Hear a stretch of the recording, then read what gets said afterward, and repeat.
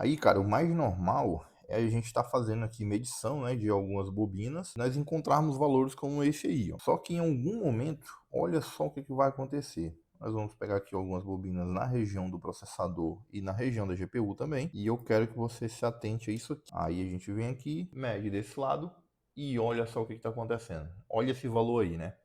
Esse valor pode facilmente induzir um técnico menos experiente, às vezes até mesmo algum técnico mais experiente, a achar que tem um curto. E aí o que o cara vai fazer? Vai pegar, vai começar a injetar tensão nisso aqui, vai aparecer algum consumo, é normal aparecer algum consumo, só que isso vai causar uma grande dor de cabeça, porque vai começar a levantar bobina, trocar MOSFET, trocar controlador, quando na verdade não existe curto nenhum.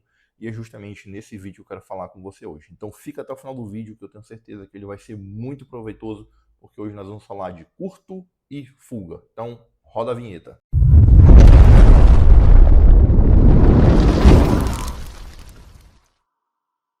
Bem, logicamente, para a gente entender um pouco sobre essa questão desse conceito, de o que é curto, o que é fuga, logicamente a gente precisa de algumas apresentações aqui, mas fica tranquilo que é coisa bem simples. Então vamos lá. Nós temos aqui um circuitinho composto por uma bateria, composto aqui por uma lâmpada, né, que está representando a nossa carga aqui. E o que vai acontecer aqui, gente, é muito simples. A partir do momento que eu tenho esse circuito fechado, onde eu tenho uma bateria que consegue fornecer uma tensão elétrica e uma corrente elétrica, e eu coloco aqui uma carga, que aqui está sendo simbolizado por uma lâmpada, né? Isso aqui é uma lâmpadazinha. Nós teremos circulação de elétrons e isso vai fazer com que essa lâmpada acenda. Aqui eu utilizei como exemplo a lâmpada, só que aqui isso aqui é uma carga e essa carga pode ser qualquer coisa. Isso aqui, por exemplo, ó, poderia ser um smartphone, poderia ser um notebook aqui, ó, teclado do notebook está aberto, vamos colocar as teclazinhas aqui, belezinha. E também poderia ser qualquer outra coisa, tá certo? Inclusive deixa quieto. Beleza. Vamos lá. E aí, quando nós estamos olhando para um determinado circuito, nós enxergamos de uma forma. Então nós enxergamos ali os componentes, né? Por exemplo, aqui, ó. Aqui eu quero utilizar, vamos colocar mais algumas informações. Então agora a nossa bateria, nominalmente, ela consegue fornecer para a gente uma tensão de 5 volts, ela consegue fornecer para a gente uma corrente de até 1 ampere, tá bom? E nós temos aqui um capacitor. Quando a gente olha para esse circuito, a gente vê exatamente isso. Só que a visão do circuito em si, do sentido da corrente, né, de como a corrente está circulando, é dessa forma aqui, ó. E vale lembrar, né? Eu sei que sempre tem os engenheiros aqui do YouTube. Isso aqui é uma analogia, tá bom? Para explicar de forma mais simples e resumida para a galera que está começando e tem dificuldade de entender esses conceitos, tá certo? Vem me falar negócio de circuito RC, não, RC é meu ovo. Beleza. Então vamos lá. Por que que eu coloquei essa resistência aqui? Porque é exatamente assim que o circuito enxerga esse capacitor. Todo componente ele tem resistência, tá certo? Todo material ele tem sua resistividade. O ar tem sua resistência. Se o ar não tivesse resistência, a gente não teria os raios, né? O raio não existiria, tá bom? Então todo componente aqui nós temos um capacitor, mas internamente o capacitor ele tem uma resistência. E aí nós vamos dizer que para o nosso exemplo aqui, quando o capacitor tá bom, é como se ele oferecesse aqui uma resistência de 10K. 10K é a mesma coisa que 10.000 ohms, beleza? Então vamos lá. Aí, uma vez que a gente sabe que o nosso capacitor bom, funcionando, ele se comportaria, né? Ele iria oferecer uma resistência à passagem de corrente aqui, ó, na ordem de 10.000 ohms, né? Ou 10K, nós precisamos utilizar a fórmula que nós vamos utilizar para tudo dentro da eletrônica. Tudo vai partir dessa formulazinha aqui, simples, muito fácil. As fórmulas que derivam disso aqui é muito fácil e resolve muito a nossa vida quando nós nos deparamos com esses defeitos que a gente fica meio perdido por não saber o que está acontecendo, certo? Então aqui nós temos a letra V de voltage, tá bom? E inclusive já quero até te falar isso, né? Que tem muitos técnicos que falam voltagem, estou medindo a voltagem, não existe isso, tá? Isso é um erro de tradução, em inglês é voltage e alguns livros traduzem como voltagem, mas na verdade é tensão, tá bom? É tensão elétrica. Aí nós temos aqui a corrente, que alguns colegas chamam de amperagem, isso também está errado, é corrente. Então, tensão elétrica, corrente elétrica e resistência elétrica, beleza? Então isso aqui para a gente medir tensão, isso aqui seria a nossa corrente e isso aqui seria a nossa resistência. Então o que vai acontecer? Ó? Daqui, várias formulazinhas vão ser derivadas, né? Vão ser criadas. Porque é muito fácil aqui, por exemplo, se eu estou com um circuito onde eu tenho a resistência e eu tenho a corrente, eu quero calcular a minha tensão. Eu consigo criar uma fórmula, eu vou já mostrar para vocês. Aí pode ser o contrário, eu tenho tensão e eu tenho resistência, mas eu quero calcular a minha corrente. Também eu consigo fazer. E pode ser o contrário também. Eu tenho a minha tensão, eu tenho a corrente e eu quero calcular qual é a resistência daquela linha. Eu também consigo fazer isso. Que é justamente isso aqui que eu quero mostrar para vocês. Ó. E aí o que acontece? Continuamos aqui com o nosso circuitinho. Eu tenho uma tensão de 5 volts, a corrente de 1 ampere, o meu capacitor bom funcionando, né? Oferecendo aqui uma resistência de 10K. E aí, como nós temos... Acho que eu... isso aqui era só para mostrar para vocês as variações das fórmulas, né? Então, eu tenho aqui, ó, por exemplo, se eu quero calcular a minha resistência, eu vou fazer o quê? Eu vou pegar a tensão e vou dividir pela corrente. Se eu quiser calcular a corrente, eu vou pegar a tensão e vou dividir pela resistência. E se eu quiser calcular a tensão, eu vou pegar e vou multiplicar a minha corrente pela resistência, né? Então, as outras duas aqui, ó, eram contas de divisão. Então, para calcular a resistência e a corrente são contas de divisão, né? Por quê? Por exemplo, se eu tenho aqui, ó, por que é R igual a V dividido por I, Edson? Porque o R é o que vai estar faltando no caso, né? Aí você vai verificar que o V vai ficar em cima do I, então é V dividido por I. Aí nesse caso aqui, ó, o que está faltando é o I, aí a gente cobre ele aqui, ó. Então eu vou ter a mesma coisa, eu vou ter V em cima do R, então é V dividido por R, é assim que a gente chega. E aí quando está faltando a tensão, eu tenho aqui, ó, I vezes o R. Tá? Então é muito simples a gente montar essas fórmulas aqui, é bem tranquilo. Agora sim, ó, nós temos aqui um capacitor, né, que está em um circuito e esse capacitor a gente assume que ele está bom e estamos aqui fazendo analogia que quando esse capacitor está bom, ele representa uma resistividade, né, de 10.000 ohms ou 10K, beleza? E aí, utilizando a nossa fórmula, nós queremos calcular o quê? A nossa bateria, ela consegue fornecer até 1 ampere, mas isso não quer dizer que esse 1 ampere vai circular aqui pelo circuito, não. Isso é o que a bateria pode fornecer, tá bom? E só lembrando, eu estou utilizando como exemplo a bateria, mas isso aqui é o carregador do seu telefone, é o carregador do seu notebook, do seu MacBook, tá bom?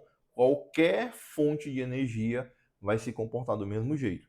Ele consegue fornecer determinada corrente, mas não quer dizer que ele vai ficar toda hora enviando aquilo, não. O que vai depender é a carga, né? Quem está pedindo. E no caso aqui seria o nosso capacitor. E nós precisamos calcular, porque a gente sabe que ó, a tensão em cima desse capacitor é 5 volts. Mas qual que é a corrente? Eu preciso saber qual é a corrente que está circulando aqui. Então nós vamos utilizar a formulazinha aqui, ó. Como o que está faltando, né, é o I, é a corrente, nós temos a tensão e nós temos a resistência, aí a gente só substitui os valores. Então eu vou pegar aqui, ó, I vai ser igual a 5 volts dividido por 10K, que vai dar o quê? Uma corrente muito baixa, né? Isso aqui é uma corrente de 500 microamperes, tá bom? Se você não sabe o que é isso, fica tranquilo, estou preparando uma série de aulas para deixar a gente mais contextualizado aqui, né? E vocês vão ver que a partir do momento que a gente domina esses conceitos, fica muito mais simples fazer análise de esquemas elétricos, fica muito mais simples a gente conseguir obter mais resultado na bancada. Beleza? Então eu tenho aqui uma corrente de 500 microamperes. 500 micro, gente, a gente pode ir também, ó, para não precisar escrever aquilo ali tudo. Isso aqui, ó, é um U, tá bom? E aqui seria um A maiúsculo representando o ampere. Então eu tenho 500 microamperes, beleza? Ou seja, com esse capacitor bom, funcionando bonitinho, sobre ele eu teria circulando essa corrente aqui de 500 microamperes, beleza? Aí agora nós vamos trabalhar um conceito de fuga. O que é uma fuga, né?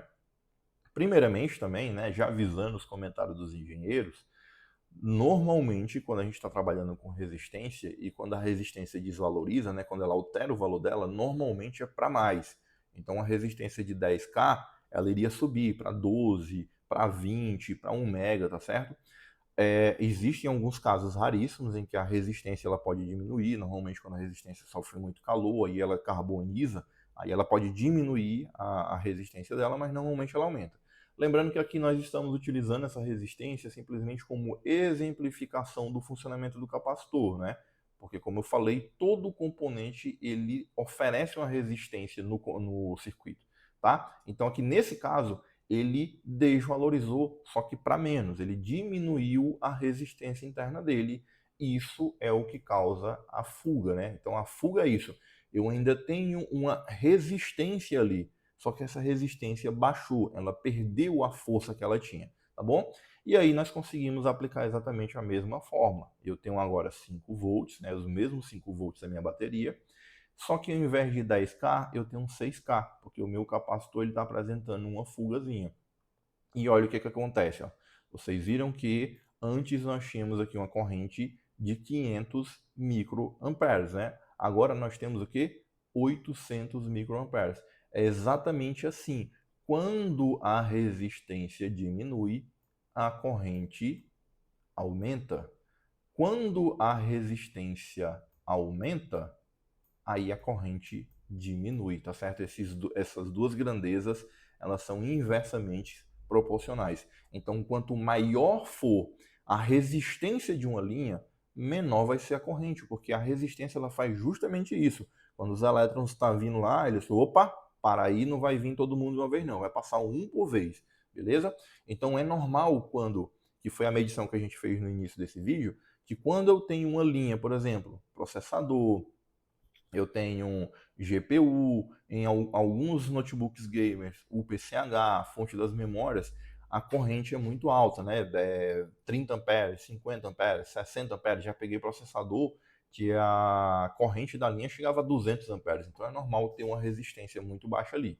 Então aqui o que nós temos é justamente esse circuito alterado, né? Então ele está apresentando aqui uma fuga e agora nós vamos entender o que seria um curto. Então, o curto, gente, e aqui a gente tem que abrir outro parêntese. Curto, no cenário ideal, né, dentro da teoria, onde tudo é perfeito, o curto seria resistência zero, ou seja, não existe resistência, tá bom? Então, um curto seria isso, não existe resistência nenhuma. Então, para isso, nós vamos colocar aqui 0 ohms, porque não existe resistência, ou seja, esse capacitorzinho é como se ele tivesse, ó, literalmente um fiozinho ligando aqui um polo ao outro. Só que aí nós temos um problema. O que vai acontecer aqui? Ó? Quando a gente aplica aquela mesma fórmula, né? Então eu quero calcular minha corrente, eu tenho a minha tensão elétrica e a minha resistência é zero. Qual é o resultado disso? Infinito. A corrente tende ao infinito. Sempre que eu tenho um curto, a minha corrente tende ao infinito. Aí nesse momento aqui, a minha bateria, como ela consegue fornecer só 1 ampere, ela iria liberar esse 1 ampere e o que iria acontecer? As grandezas elas iriam se anular, certo? É justamente por isso que quando você tem um curto e você injeta lá 1 volt, 2 volts, 3 volts, a tensão da fonte ela tende a cair e a corrente sobe ao máximo. Por quê? Porque elas estão se anulando e normalmente nesses casos nada esquenta, a gente vai já falar sobre isso, tá bom? Então, quando eu tenho um curto, seria isso aqui, ó. É porque não existe resistência nenhuma. Aí eu quero te chamar a atenção para uma coisa. Isso aqui na teoria. No mundo real, é muito difícil você encontrar algo que não tenha resistência, tá certo? Você pode até encontrar resistência abaixo de zero, por exemplo, 0,1, 0,2, ou por exemplo, 0,01, tá certo? Na prática, sempre vai ter uma resistência. Por menor que ela seja, a gente sempre tem resistência, porque todos os materiais ele tem uma resistência e é muito difícil a gente encontrar esse tal desse zero absoluto, tá? Então, por isso que, na prática, um curto literal, né, um curto de forma literal, é muito difícil da gente encontrar. Mas aí a gente encontra métodos, né, a gente encontra formas de saber diferenciar quando que eu tenho um curto, quando que eu tenho uma fuga, né? Lembrando que a fuga é o que? A resistência, ela diminuiu, tá bom? E aqui é legal porque a gente precisa normalmente ter comparativo, né? Então, por exemplo, no nosso caso era 10K e caiu para 6K, tá? Normalmente a gente pega essas fugas aqui porque ela é mais fácil de alguma coisa aquecer, tá? Então, quanto maior for a fuga, mais rápido aquele componente vai aquecer. E quanto mais próximo o componente chega do curto, mais difícil é de ele aquecer, e a gente vai já falar sobre isso. Então, por exemplo, aqui, ó, por que que não esquenta, né? Porque quando o componente ele está em curto, por que que não esquenta? Existem dois motivos. O primeiro é aquele lá, que quanto mais próximo de zero ele chega, mais as grandezas tendem a se anular. Então, se não existe resistência, também não tem como ter o efeito Joule, né? O efeito Joule é justamente criado em cima da oposição à passagem de corrente do atrito entre os corpos ali gera esse calor. O componente ele começa a dissipar calor, mas para isso precisa ter resistência e circulação de corrente. Então esse é um dos motivos. Quanto mais próximo for do zero absoluto, menos ele vai produzir calor. Outra coisa que é muito comum de acontecer é o quê? Normalmente o pessoal tem uma linha ali que está com problema, né? Está com um curtinho ou está com a fuga muito alta e vai utilizar um fiozinho fino aqui para para injetar tensão. Então, quando você faz isso, o que acontece?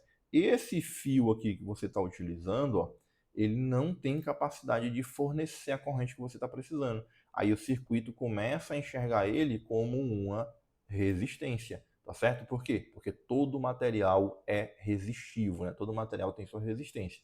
Então o circuito começa a enxergar ele como uma resistência também, e aí ele vai esquentar no lugar do componente, porque a corrente tem que passar pelo fio todinho até chegar lá no seu componente, ó, vamos desenhar aqui um capacitor que está com defeito, né, para ir para o terra.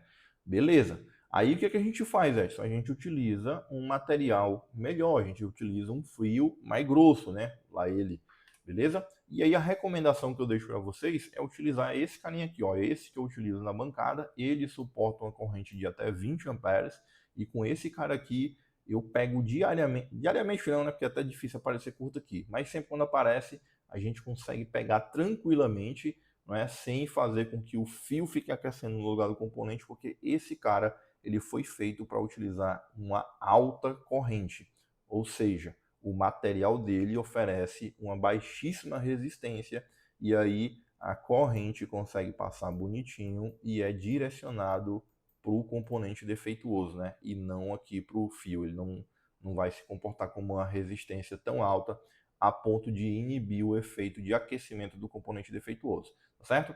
Então, como eu falei para vocês, só mais uma vez recapitulando aqui, quanto maior for a corrente, por exemplo, se eu tenho uma linha que eu tenho uma corrente de 20 amperes, a resistência aqui já começa a ser uma resistência baixa. E Edson, como é que eu faço para saber dessa resistência? E aí só existe uma forma de você saber. Lógico, se você está medindo um componente que é o resistor, vai estar lá no esquema elétrico, vai estar lá no corpo dele, dependendo do tamanho do resistente, dependendo do tamanho do componente. A outra forma é o quê? Você começar a fazer anotações, que normalmente o pessoal faz isso, né? Então vai na linha de cada bobina. Então essa bobina é de 5 volts, essa é a bobina de 3,3 volts, e aí anota o valor, faz medição em escala ohmica ou faz medição em escala de diodo reverso, né? Anota o modelo da placa, anota a serigrafia da bobina, então, por exemplo, L1, L3, L4, e coloca lá o valor dela. Essa aí é a forma mais prática, porque no dia a dia, se você não tem comparação, você vai pegar muito isso, né? Que é a medição que eu comecei a fazer aqui. Essa resistência, ela estava até apresentando 4 ohms, né? Mas tem linhas de V-Core que a gente vai medir, linha de V-Core, linha de GPU, que a resistência está abaixo de zero e está perfeitamente funcional. Inclusive, esse é um dos assuntos que nós vamos tratar agora no dia 13 a 19 de setembro, onde nós vamos estar lá em Maceió, juntamente com Christian Barajota e Rogério Fernandes, falando sobre, ministrando, na verdade, né, um mega curso sobre reparo de notebooks e MacBooks. E nesses cursos presenciais a gente ensina como utilizar o osciloscópio para detectar linhas que estão com sobreconsumo. Mas vamos aqui, né, deixar mais uma dica para você, que é o quê? A primeira coisa que a gente tem que fazer, e aqui eu vou voltar aqui para o nosso microscópio, a primeira coisa que você precisa fazer é zerar as ponteiras do seu multímetro. O que é zerar as ponteiras do multímetro? É isso aqui, ó. Você pega a sua ponteira e faz isso aqui, ó. Não toca nela, tá? Aí você vai ver aí, ó, por exemplo, você está vendo na tela, que tá dando, tá variando, né? 19, 16, 13 ohms ali, ó. Tem hora que dá 20, porque se eu mexer a mão aqui, ó, ela vai mudar, tá? Então você dá uma raspadinha aqui, força bem aqui, ó. E vamos travar aí para ficar numa média Vamos deixar aí mais ou menos uns 15 ohms, né? Aliás, é, 0,16 ohms, beleza? Aí isso seria o seu curto. Se você medir qualquer componente na placa e apresentar essa mesma resistência aí, você sabe que você tem um curto. Como que a gente faz para testar isso? Vai em qualquer terra da placa, coloca a ponta preta. Aí a gente pode vir aqui, ó, em outra terra da placa, coloca a ponta vermelha e você vai ver, ó, que vai apresentar uma resistência muito parecida. Ó, beleza. Então, isso aqui, qualquer lugar que você medir, vai ser um curto, tá bom? Aí vamos medir lá aquela bobina que a gente mediu no começo da aula. Olha o que está acontecendo aqui, ó. Ó, tá dando 4,10, né? 4,10, 4,11. Então essa linha poderia estar com defeito? Poderia. Como que eu iria saber? Aí é o que eu tô te falando. A gente pode utilizar o osciloscópio, né? A primeira coisa é utilizar o esquema e saber se já chegou o momento dessa bobina funcionar, né? Dessa fonte funcionar, na verdade. Chegou o momento dela funcionar e ela não está funcionando. A gente analisou o controlador, tem tudo certinho, então eu deveria ter aqui chaveamento. Aí eu posso utilizar o osciloscópio para saber se essa fonte está funcionando, se ela está com sintomas de sobreconsumo ou não. E qual é a outra forma, Edson? Nem tem osciloscópio e se eu tivesse eu também não iria saber fazer isso que você está falando, né? Eu tenho que ir lá no curso de Maceió. Aí o que, que você tem que fazer? Você tem que começar a fazer anotações das suas placas. Então começa a pegar as placas e anota pelo menos as tensões principais, VCore, VCC-GT, ou se for de terceira geração para baixo, GFX-Core. Vai anotando isso aí e aos poucos você vai ter um banco de dados, que aí na hora que você chegar aqui, assim, pô, medindo o VCore tá dando 1 ohm. Não, 1 ohm tá certinho porque eu tenho essa anotação, beleza? Então, eu espero que você tenha entendido de uma vez por todas, né, o conceito de um componente que está funcionando perfeitamente, um componente que está em fuga e um componente que está em curto, tá bom? Então não esquece de deixar um comentário, compartilhar comigo e comenta aí também quais outros assuntos você gostaria que eu começasse a abordar aqui no nosso canal. Aqui também embaixo vai ter um link para falar diretamente comigo se você está com dúvidas referente ao treinamento lá em Maceió. E aqui também tem os links de todas as nossas redes sociais. Aí a gente lá para dar essa moral, beleza? No mais, eu te deixo aí um forte abraço e até o próximo vídeo.